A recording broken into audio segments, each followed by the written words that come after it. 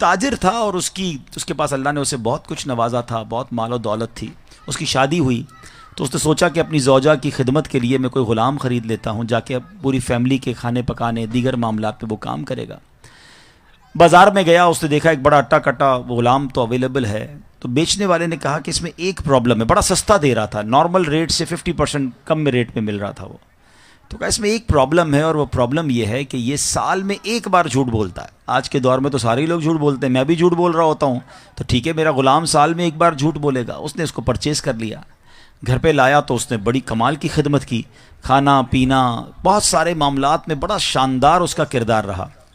ایک سال کمپلیٹ ہو گیا اور وہ وقت آ گیا کہ جب اس نے جھوٹ بولنا تھا. تو اس نے جا کر اسی جو مالکن تھی اس کو جا کر کہا کہ آپ کو معلوم ہے کہ آپ کا شوہر جو ہے وہ آپ کو چھوڑنے والا ہے اور دوسری شادی کرنے والا ہے، کسی اور کے چکر میں ہے، اور آپ کا گھر تو ٹوٹنے والا ہے. وہ عورت ہوتی ہے، بغیر کنفرمیشن کے وہ مان گئی کہ اچھا ایسی بات ہے. تو کہا میرے پاس ایک طریقہ ہے، میں آپ کے شوہر کو آپ کی طرف واپس لا سکتا ہوں. کیا طریقہ ہے؟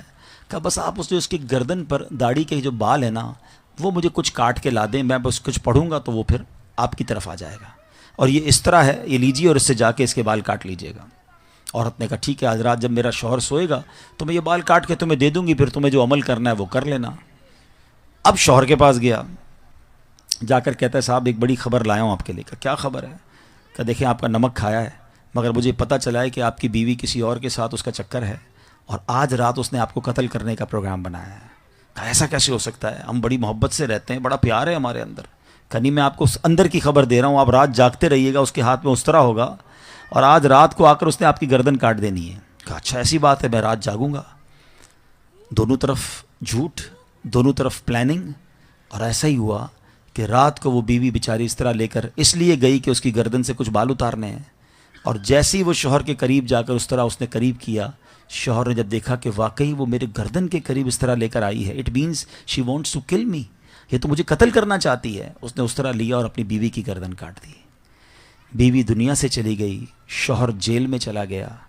اس ایک جھوٹے غلام نے، اس ایک جھوٹے بندے نے گھر کا گھر برباد کر دیا. یہ ایک واقعہ جو بظاہر تو کتابوں میں لکھا ہے، مگر ہم سب کے لیے بہت بڑا لیسن ہے. ہم جھوٹوں کو دوست بناتے ہیں، ہم جھوٹوں کی باتیں سنتے ہیں، ہمیں چغلی میں بڑا مزہ آتا ہے. ہمیں کوئی بتائے فلاں نے یہ کیا تو ہم یقین کر لیتے ہیں. ہمیں کوئی کمپلین آ کر کرے تو ہم فوراً کہتے ہیں اچھا اور بتاؤ، میں بھی نہیں چھوڑوں گا، اس نے میرے بارے میں ایسی بات کی ہے. اتنے کچے کان ہیں ہمارے، جس کی وجہ سے فیملیاں برباد ہو گئی، کاروبار برباد ہو گئے، دوستیاں ختم ہو گئیں، پارٹنرشپ ڈیلیٹ ہو گئی. مگر ہمارا حال یہ ہے کہ ہم ایسے لوگوں سے نہ اپنے آپ کو دور کر پا رہے ہیں، نہ خود جھوٹ سے بچ پا رہے ہیں. اس واقعے کو نقل کرنے کے بعد علماء نے لکھا کہ ایک سال میں جھوٹ بولنے والا اس طرح خاندان برباد کر سکتا ہے. تو جو روز جھوٹ بولنے والا ہے، جس کو آج کل تو ایک سب سے بڑا پرابلم یہ ہے کہ جھوٹ کو عیب ہی نہیں سمجھا جاتا، بٹ نوبڈی کیئرز، کس کو